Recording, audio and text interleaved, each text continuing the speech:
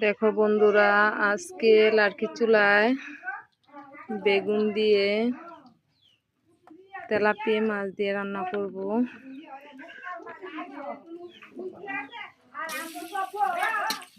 পেস্টে একটু ভাজা ভাজা হয়ে যাওয়ার পরে একটু লবণ দিয়ে দিলাম, পরিমাণ মতো লবণ, তারপরে একটু পানি দিয়ে দিলাম যাতে তেলটা না পড়ে। এটার ভিতরে দিয়ে দেবো একটু পরিমাণ মতো মরিচের গুঁড়া,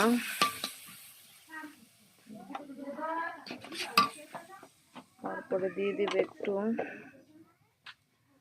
এটি কিসের গুঁড়া, হজের গুঁড়া, বড় হজ কি বলো তোমরা সেটা তো আর জানি না। এখানে দিয়ে দেব পরিমাণ মতো হলুদের গুঁড়া।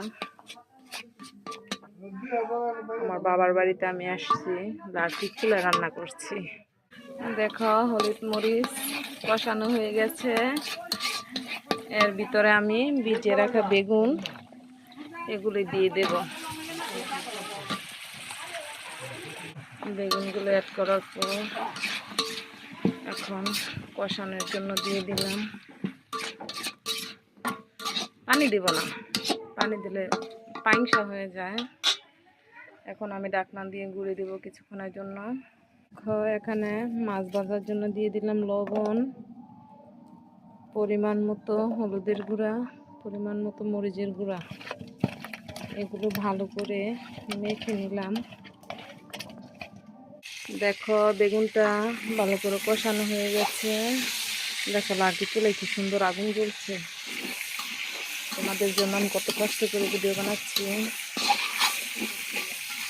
দেখো এখানে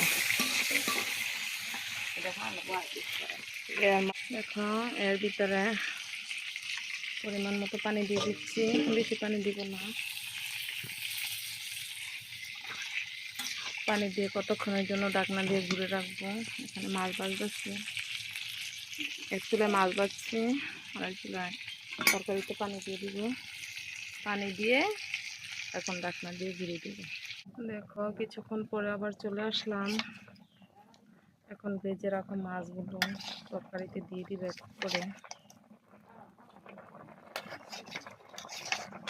তোমাদের জন্য কত কষ্ট করে আমি লার্কির চুলায় রান্না করছি। লার্কির চুলায় রান্না কিন্তু অনেক স্বাদ। মাছটা দিয়ে কতক্ষণের জন্য আবার